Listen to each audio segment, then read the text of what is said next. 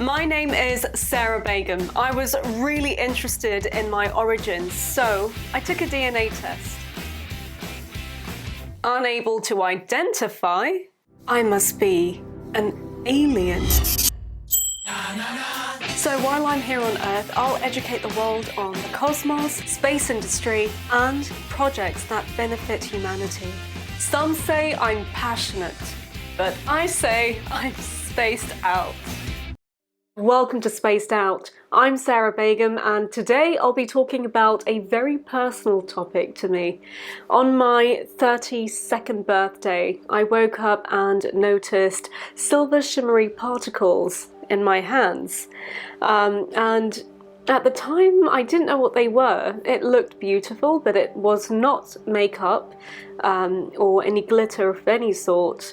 Because when I rubbed my hands, it was still there. When I washed my hands, it was still there. I'd wake up with it, not using any body or face or hand creams. So I noticed this over the last year, and I thought, well, okay, so what is this? I was doing some research. I came across a quote of Carl Sagan, the famous scientist. "We are all made of star stuff." And I thought, okay, well, if we're all stardust, does that mean I have stardust in my hands? Is that what that is? So I went through this rabbit hole searching for the answers to find out more. I just wrote my first scientific article for Laboratory News about stardust DNA. And I spoke to a stellar archaeologist, astrophysicist, an astrobiologist, and a stellar evolutionist from Cambridge University. Now, all three were not able to help me identify what these silver particles in my hands were. However, they did explain to me that we were all made of Big Bang material and how we are all made of the same elements that can be found in stars. That became the heart of my article. They also said that maybe I should get a doctor's appointment to get it checked out. So I did. And my doctor wrote me this letter. It says, "I examined the above patient on the 10th of May after being contacted about her having stardust in her hands. I cannot think of a medical explanation for glitter-type material to come from inside the body onto the hands. From January 2020, I've been meditating every single day, and during my meditations, I noticed my hands were hurting.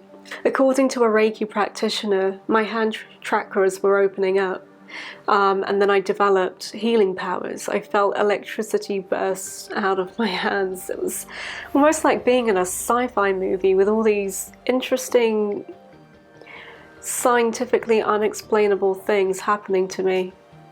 That's when I noticed the silver particles appear. And then I was told that I've developed healing abilities and that I should practice my healing powers. The spiritual guide explained to me when she heals her patients, that's when she also sees the same silver particles in her hands. There's probably a spiritual explanation behind the silver particles. And I thought, the closer we get to the cosmos and the more connected we feel to the universe, then the universe shows itself within us. So that's my theory. Should we really maybe consider integrating our practices and our research with spirituality and spiritual practitioners into the realm of scientific exploration and understanding to fill the gaps with those unexplainable answers that we don't yet have? I'm joined by two experts on this topic, stellar evolutionist Christopher Tout and astrobiologist Lau. Is there something really interesting you can tell me about the stars that most people wouldn't know but would be shocked to discover? Well, most stars are not single like the Sun. Most stars have companions. Okay. So most stars are actually binary stars and they interact. So are they like couples and then they make babies? They don't really make babies. They Sorry, I had to. they consume one another and can destroy each other. But, So that's interesting. So tell us about. so essentially what happens is, if you consider how the moon is orbiting the Earth, and the moon produces tides on the Earth by attracting material that's closer to it, towards it, and the material that's on the other side is less attracted, and so that moves away. So you get tides moving around the Earth, created by the moon. If the moon were much bigger, those tides would be much stronger. So if you've got two stars that are similar in mass, then the tides can become so strong that material actually flows from one star to the other. And in practice, as a star ages, when it starts to evolve and it reaches the end of its life, it becomes a giant. So it gets much bigger. Is that a red dwarf? A red dwarf is rather like the sun. The sun is almost a red dwarf. It's don't get any points here, do I? If it were a bit less massive, it would be. So a white dwarf is fairly inert. No, a red giant is a much bigger star. The sun will become a red giant, and when it does, it'll get as big as the Earth's orbit. Does that mean they're going to be consumed by the sun? But well, yeah, possibly. That's a matter of debate. Well, that's important. But it will certainly be fried by it. It'll get far too hot before that. When do you think that's likely to happen? 5,000 million years time. I'll be in my 5,000 million lifetime then. Yeah. So but actually, one of the shocking facts is that the sun is actually growing about an inch a year. The sun is growing an inch a year. Well, that would make sense, because I feel the effects of the sun on my skin profoundly each year. More so, like every single That's probably year. more about global warming. Well, do you not think the sun has a part to play in global warming? Some of the solar activity affects the global warming, but not the fact that it's growing an inch a year. That's actually tiny. There are more immediate things happening on the sun, like the formation of sunspots and solar flares. Sunspots are produced by magnetic fields on the sun. We still don't fully understand exactly what's happening. You have a very strong magnetic field near the surface of the sun, and it changes with time, and it builds up, and at some point it gets so strong that it just floats out, and where it floats out, it forms a loop, and at the bottom of the loop you get two sunspots. They appear dark because they're a bit cooler than the rest of the surface of the sun, and they come and go, and there's a cycle, an approximate cycle over 22 years, where they appear every 11 years, but they reverse their polarity every 11 years. Do you know why that is? Not exactly. There's some kind of dynamo action operating in the sun. It gets wound up, and then it decays again, and then gets wound up again in the opposite direction. It's one of the most interesting parts of the evolution of the sun that's still not understood. It doesn't really have a long-term effect.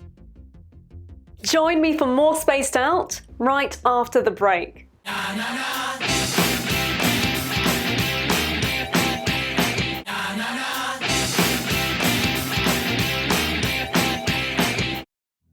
Welcome back to Spaced Out. And what are the most recent discoveries about stars? We're suddenly finding out a lot more details about a lot more stars. So I don't know whether you've heard of the Gaia space mission. No. This is a satellite that is measuring the distance to many of the stars in our galaxy. We can measure the distance to stars on the far side of our galaxy as well. Mm-hmm. It does it just by trigonometry. It's orbiting the Earth. It just looks at them at different points on the Earth's orbit around the Sun and measures the angle. And so that can tell you the distance. Up to now, we had a satellite called Hipparcos last century, which measured the distances to relatively close stars. But before that, we had very little information about how far stars are away, how far they are from us, because the angles that they subtend are very small because they're far away. But by having a very accurate satellite, we can now measure the distance to most stars. So now we're measuring the distance to millions of stars rather than hundreds. Wow. And so that means that we can test our theories in much more detail. That's the biggest thing that's happening at the moment. And what are these theories that you're hoping to test? Well, we have a theory of stellar evolution, some of which I've expounded in briefly. The sun is fusing hydrogen to helium. It will become a red giant when it's done that. And now we can actually measure the size of these giants, and we know how far away they are, how bright they are. Because in the past, once a star becomes a red giant, it's pretty much red, and it looks red however far away it is. As it grows, it gets more luminous. You can't tell whether it's bright because it's nearby or bright because it's intrinsically bright. But now that we can measure the distance to them, we know whether it's intrinsically bright, not just bright because it's close to us. That gives us much more detail to compare with the theory that we work on. So everything is made up of starlight and thrives and survives on starlight. Oh yes. The sun is essential to all of our energy. Essentially comes from the sun. There's radioactive energy in the Earth. Either we can dig up uranium, or the center of the Earth is hot because of radioactive decays going on inside. And so we can also get that energy. But most of the energy we use comes from the sun. Everything that's gone through the process of producing coal or oil, that was all decaying plants and animals that have absorbed plants by photosynthesis and then the animals by eating the plants. That's all come from the sun. Is it possible, because I know stars are obviously giant fireballs, aren't they, and gases, so I wondered if there was any way to collect a sample of these other stars. We have collected samples of the solar wind. Of the solar wind, and how did you do that? Well, there was a spacecraft, I can't remember its name now, but not so long ago, that captured stellar wind particles and then analysed them. And what did they discover? Well, that they're made of the same sort of stuff as the Earth and the Sun, as we expected, pretty much. Is there anything that you can tell me that maybe I haven't asked or thought about that would be really interesting for me to know and understand, especially for this paper that I'm writing? Yeah, well, the only thing that we haven't really discussed is how the material gets out from the interior of the star where it's made. The nuclear reactions are going on deep inside the star. Mm-hmm. And you've somehow got to get that material to the surface of the star where the wind is forming to get it out. The supernova does that. If your star blows itself apart, then obviously you get the material on the outside of the star. But that's not everything. And in particular elements heavier than iron are produced by neutron capture processes. Because the nuclei are charged, they repel one another. They're all positively charged.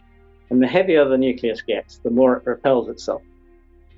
But if you have a source of neutrons, the neutrons are not repelled, so they tend to be captured by the heavy element. Because the heavy element is bigger, the nucleus is bigger, and if you have a source of neutrons, the neutron is more likely to collide with the heavy nucleus. Okay. So something like iron captures a lot of neutrons. Mm-hmm.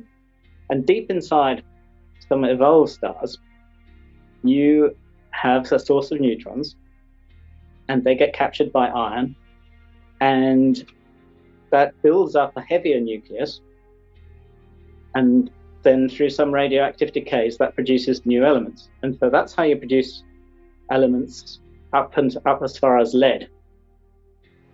That's going to happen in a star like the Sun. At the moment, as I say, the sun is fusing its hydrogen to helium. Mm. When the hydrogen runs out, it'll become a red giant. It will get hot enough to ignite helium, and so it will start burning helium. And then the helium will be used up inside as well. While this is all going on, the hydrogen's still burning, but not at the center. We say burning. When stellar evolutionists say burning, we mean nuclear fusion, just to avoid any confusion. Nuclear fusion. So, yeah, exactly. Do any nuclear fusing? Yeah. Sorry. Well, of course, the nuclear fusing is going on in the binary stars all the time, and a binary star is another way of getting the material out. Because if the material is transferred from one star to the other, it ends up on the surface of the second star, rather than being deep inside. So that is indeed another way of getting the material out. What will happen in the sun is that the hydrogen will continue burning in a shell, and that will burn out through the star. But the helium burns much faster. So the helium burning shell catches up with the hydrogen burning shell. And then they start to interact. And as they interact, there's a process called dredge-up, whereby material is dredged from the burning region to the surface of the sun. And then that can be returned to the interstellar medium.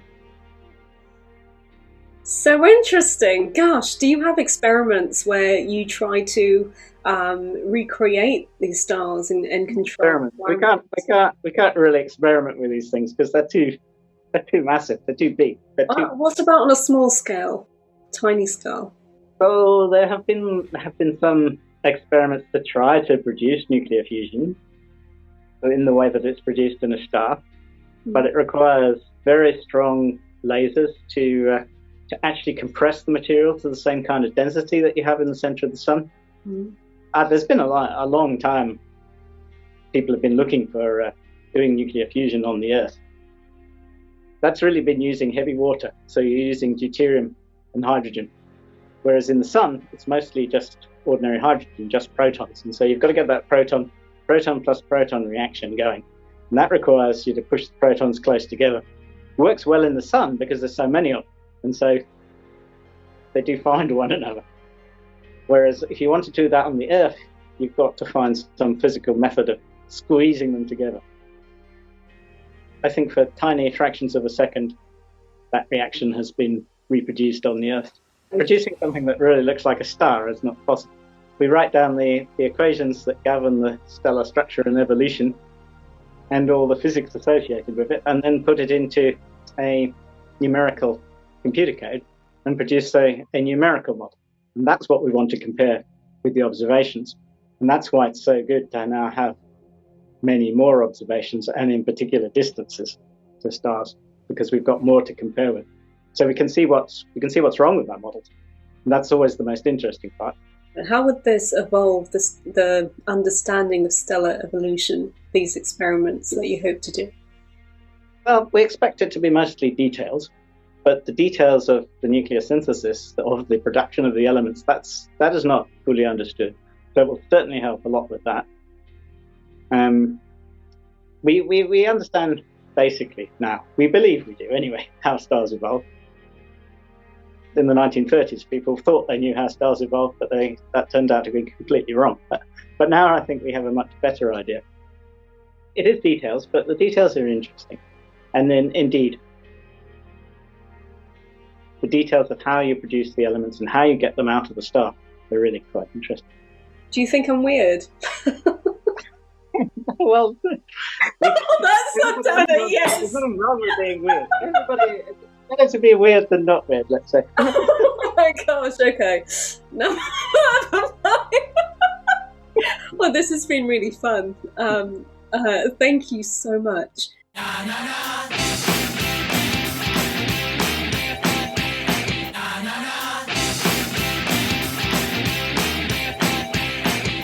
Welcome back to Spaced Out. Now, my interview with astrobiologist Graham Lau.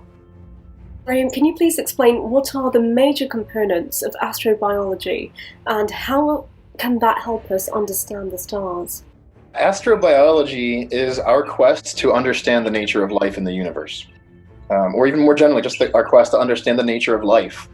And so astrobiology isn't a specific discipline. It really is a way of thinking that brings together scientists, engineers, philosophers, artists, thinkers from a variety of disciplines to work together to try to understand what life is and to frame our place in the cosmos. And so a big part of that is trying to understand our physical origins. Where does the physical material of our universe come from? Where does the physical material of stars and planets and asteroids and comets and planetoids and all these things come from? And how does that relate to what we are as living beings? Life is this planetary process that has occurred on our world, at least. And we see a lot of beautiful variation in what life does.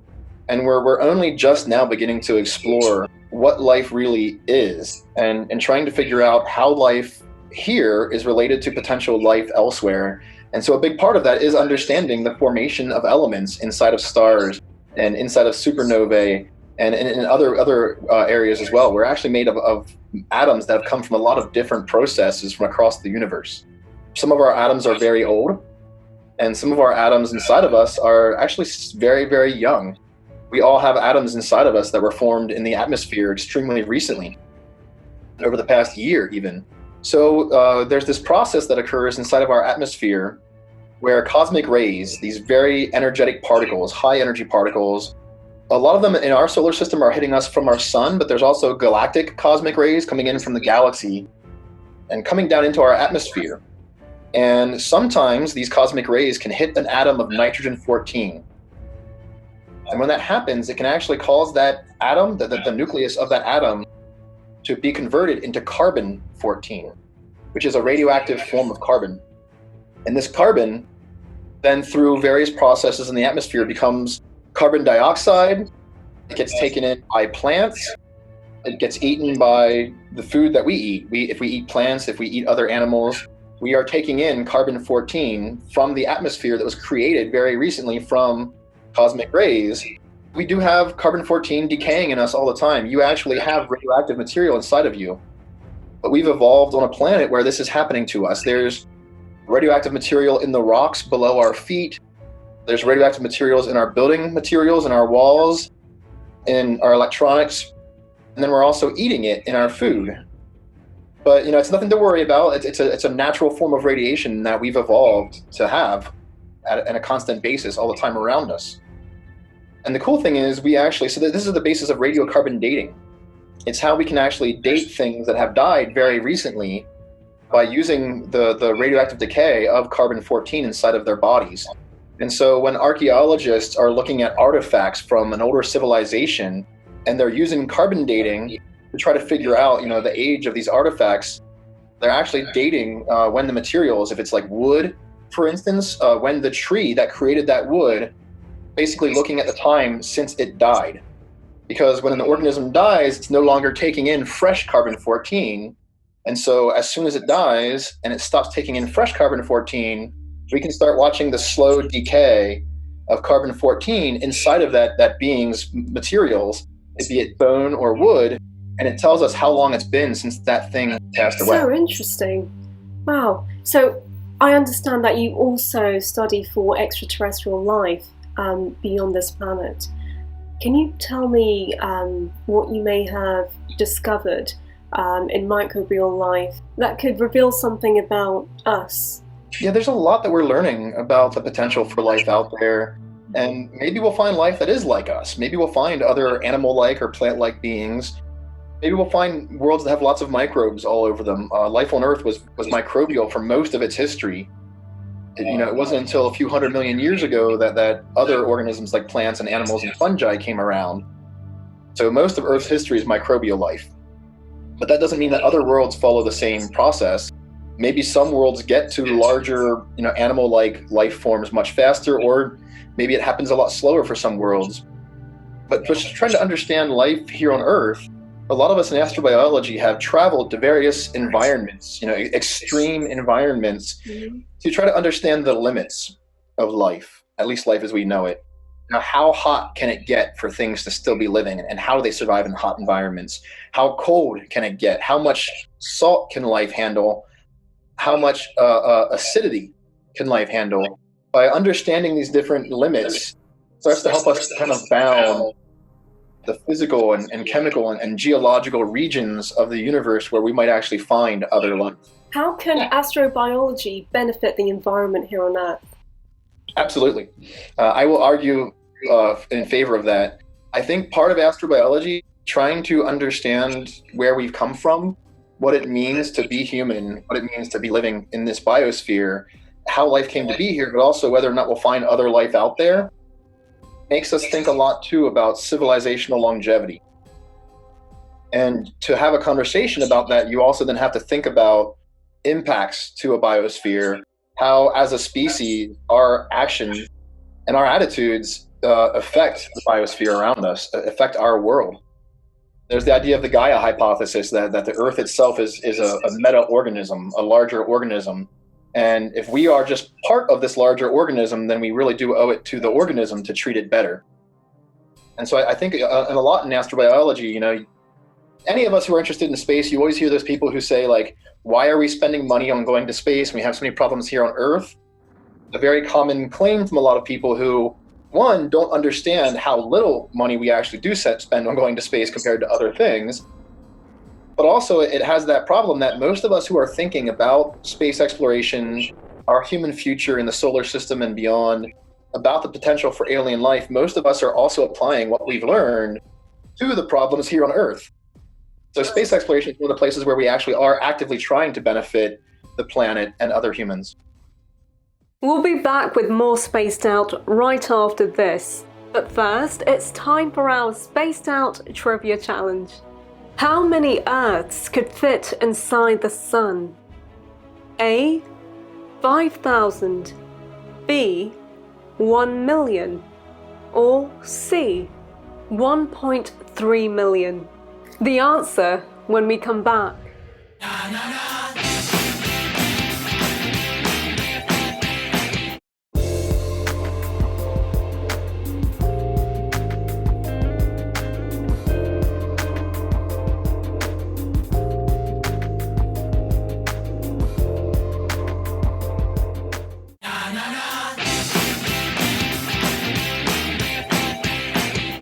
Welcome back to Spaced Out. Before the break, we asked our Spaced Out Trivia Challenge question.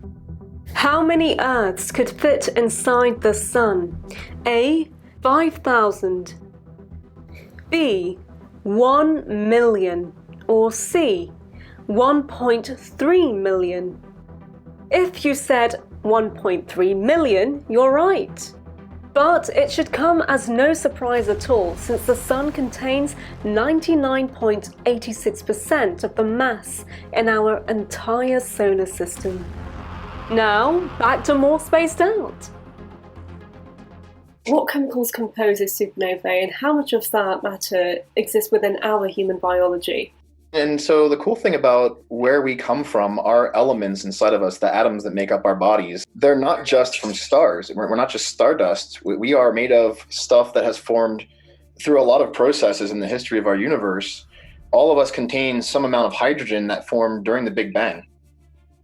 Relatively about 3 minutes or so after the birth of our universe, the primordial hydrogen and helium was forming.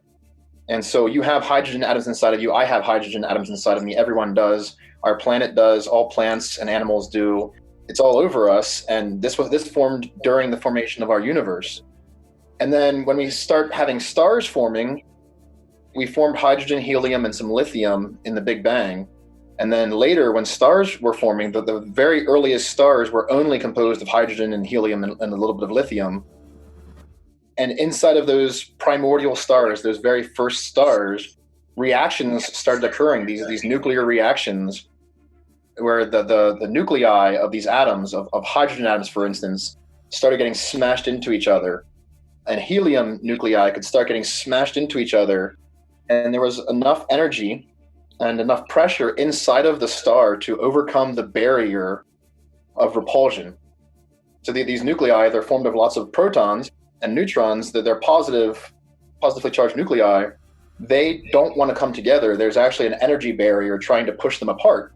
But inside of a star where the temperature is extremely high, the pressure is very high, it squeezes these things together and overcomes that barrier, so they can actually then go through the atomic processes of becoming new nuclei, new atoms. And so inside of stars, we start seeing things like carbon and nitrogen and oxygen, and then larger and larger atoms start forming inside of stars until you get to around iron. There's iron 56 and nickel 56 are basically the heaviest nuclei that are forming inside of stars. And so very large stars especially start building up these cores of iron and nickel. To get anything heavier than that, there's actually another energy barrier, basically. When nuclei get heavier than iron 56 and nickel 56, the energy inside of the nucleus is such that it's more favorable for the nucleus to break apart. And so inside of stars, even though there's lots of pressure, lots of temperature, there's too much of a barrier to overcome with that iron nickel. It's not just like one way of a star for exploding. There's actually a bunch of different types of supernovae. Some of the brightest ones actually come from smaller stars. Yeah, and that's where metal particles can be found. So what metals can we see in the smaller stars? When these supernovae are occurring, that process where all this material is being blasted off in one giant explosive event, that then produces a lot of neutrons.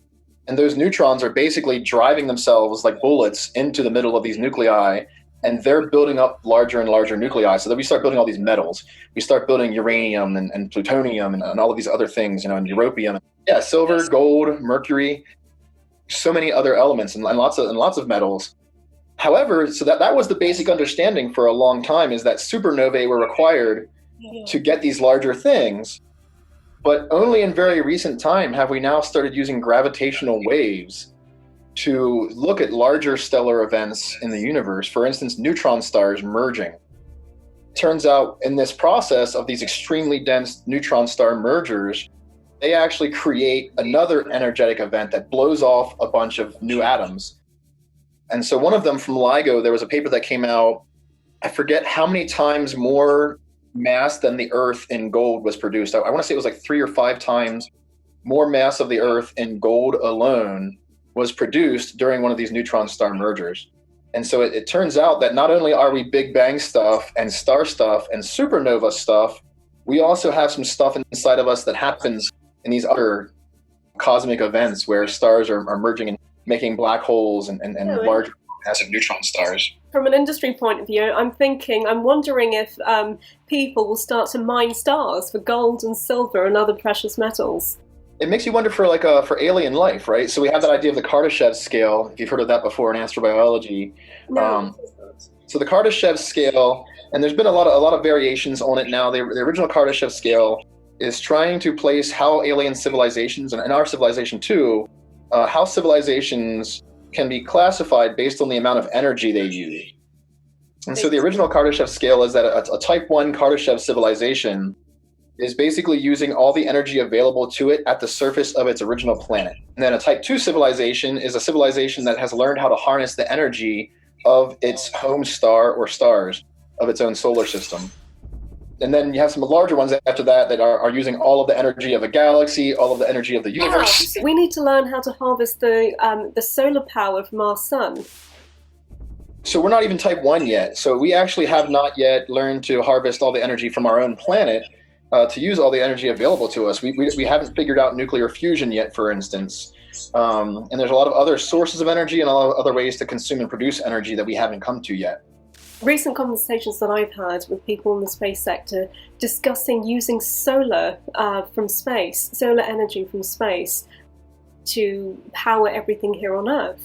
I mean, we're starting to think about it at least, but you're right, we haven't yet learned to harness the energy on this Earth, and that's something that we need to master before being able to organically move forward. We've done some beautiful things in the development of culture and science and technology, but we've also done some very terrible things, and we've stripped resources from the environment without thinking of the longer term scale impacts to the environment, to people in certain regions who live in the systems where we're removing resources from. And so, that colonial mindset that has happened throughout time for a lot of peoples, we've applied that colonial mindset to the resources of regions as well as to the people inhabiting various regions. And so from the philosophical standpoint and from the humanist standpoint, we really need to be prepared for what happens to us and what potential negative consequences might come from all of this work as well. We're going to take a quick break. We'll be back with more Spaced Out right after this.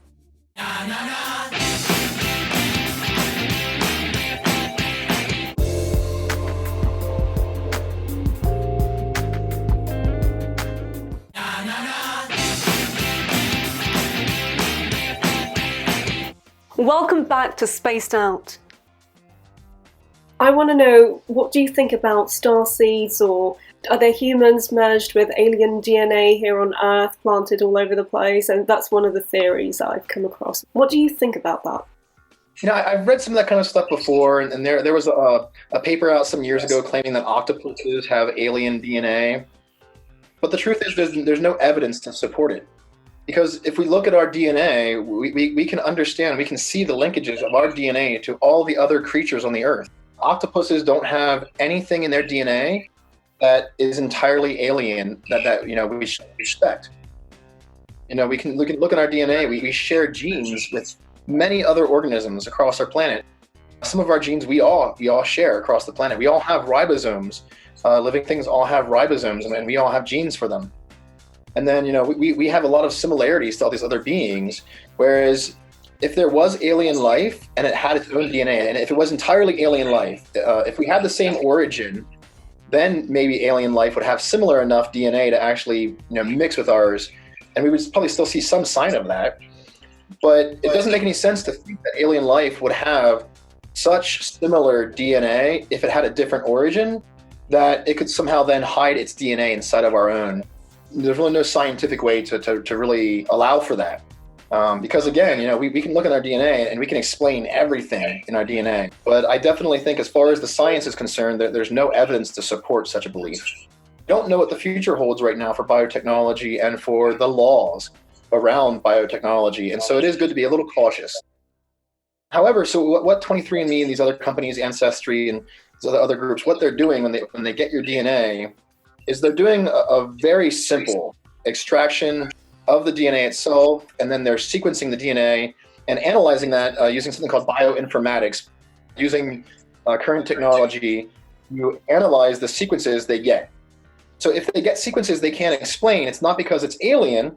They're going to get better and better as they have more samples to work with, because they'll have more things to analyze against in their libraries.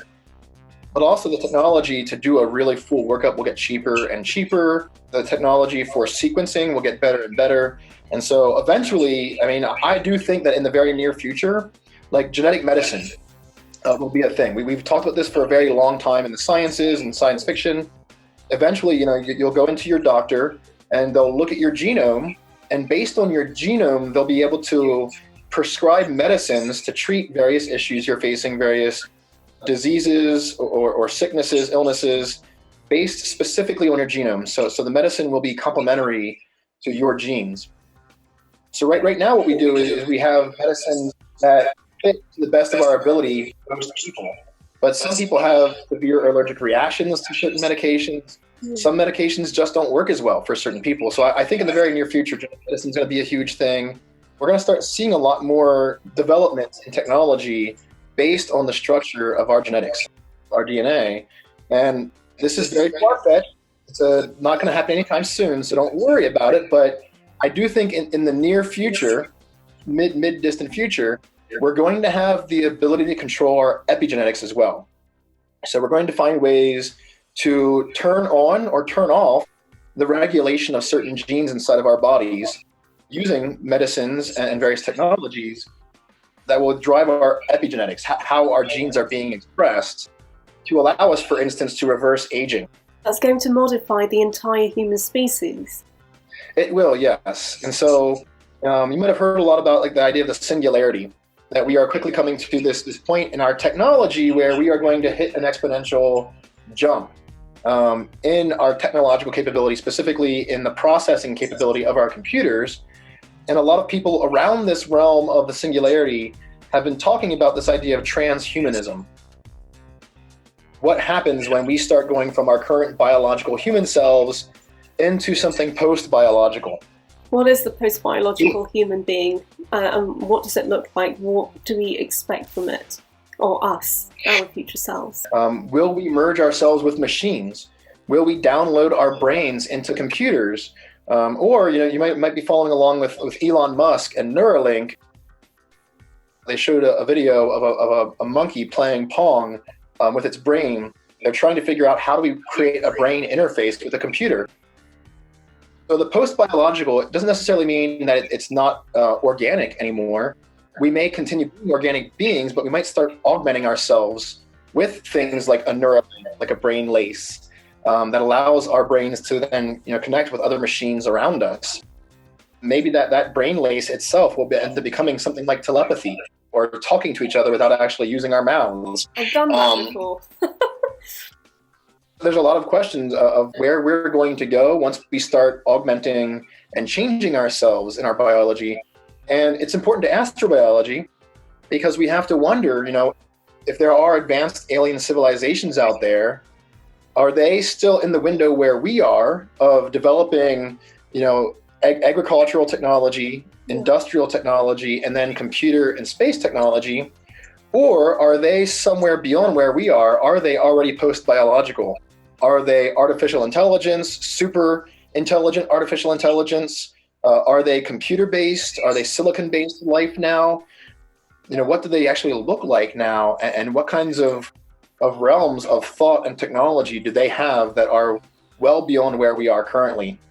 And it's a good question to ask. And it goes back to that existential issue too. Maybe part of the reason that we haven't even been contacted by alien life yet is that we haven't made the transition to some part of evolution that they consider like a capstone for us to have to rise above so that we can actually join them. And we just don't know yet. We don't know what the future holds for humanity, but I think it is important that we start thinking for the future and we start preparing now, because people are right now working on this. They are working on things like Neuralink. They are working on things like genetic medicine. They are working in this realm of how we'll change ourselves.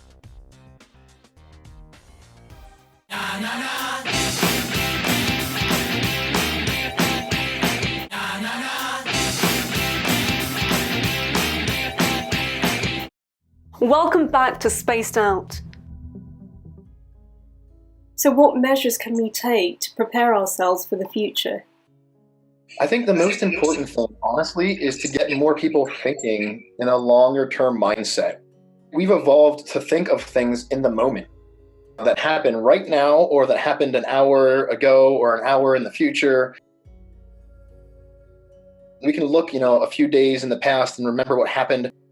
If I ask you what happened, on March 30th of 2011, it's a very good chance that we wouldn't know exactly what happened that day. Nope. I wouldn't either.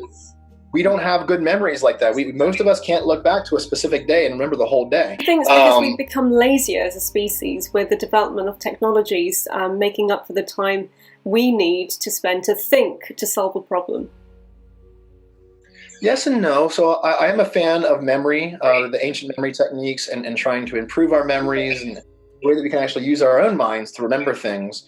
But I think it's also very much just our biology. It's how we've evolved. We evolved in a place and time where our biology needed to be more cognizant of the immediate needs of our bodies and of our family, our tribe.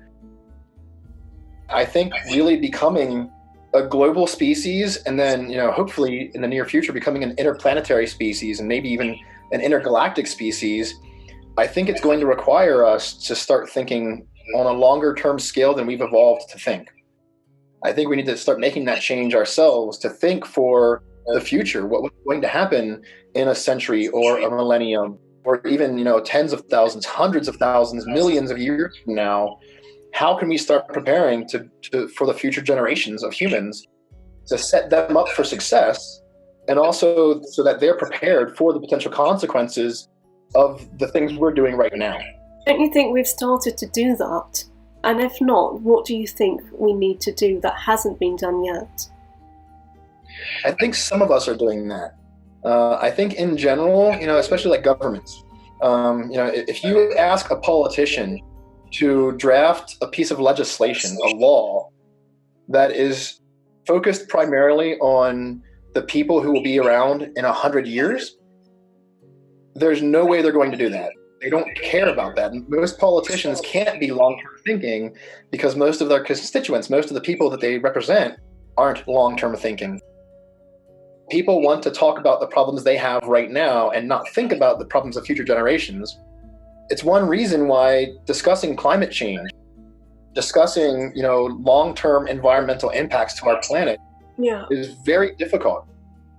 We're only just now starting to bring this into the public dialogue. And even then, there's just still such, harsh blowback and people fighting this idea that we actually can impact the environment because, they don't want to think on that longer term scale. we need politicians who understand business and law and the military, but we really need politicians who are scientists and historians and artists and teachers. And we need politicians who are futurists, who are, philosophers and deep thinkers who want to think about these larger scale problems and how they can draft legislation and work together to deal with our issues now, but also in a way that considers future generations. We really need that kind of thinking, not only to start addressing the problems that we're creating right now, but to address the problems that we aren't even aware of that we're creating right now. There are things that are going to come down the pipeline that we need to be prepared for, that we need people to be, to understand that they need to be ready for things like genetic medicine and human brain and computer interfaces and things like this. For artificial intelligence, there's a reason why a lot of people in the tech community have been arguing that AI is coming. We're already using machine learning and a not very sophisticated form of artificial intelligence in science and engineering and data processing. But people right now are thinking, how do we create a super intelligent artificial intelligence? And they're working towards making that happen. And we need people in that process to also ask, should we do this? How can we control that intelligence, or at least help guide it to make good choices? How can we help it, to understand some level of ethics that we understand to avoid it potentially destroying it? What I wanted to know is, I'm fascinated by what you just said, having politicians who are well-rounded and wholesome in terms of their thinking and their experience, so they can bring that to their decision-making and shape policies in the way we need it to be. So I think that we also have a responsibility, not just the politicians, that we all do as a society, to absorb the importance of that as well. Because if we don't believe in it, if we're not educated that it's important and we need to act on it and we need to be a part of it, they won't care. We have a responsibility to educate them and help them understand why it's important to be a part of, to think about and to support now rather than later. And I think that's what's missing. I agree entirely, and I think we humans, we are very reactive. We are an emotionally reactive being, but we can be better. We can think rationally. We can think spiritually. I think one of the best ways for us to help other people around the world to gain some insight into who they are themselves is by developing meditation programs. I think meditation should be something that we teach in schools. I think it should be something that we share, our meditation practices in our daily lives together. For me, I as a scientist, a young scientist, I was facing a lot of mental health issues when I was trying to complete my research to earn my PhD. And one thing that really, really helped me, not just to complete the research and to really understand my place as a scientist, but one thing that just helped me to understand who I am and to really start framing myself in my own studies of life in the universe was meditation. We search for answers in far-flung spaces in the universe, but sometimes the answers are closer than you think. So, what do you think it is?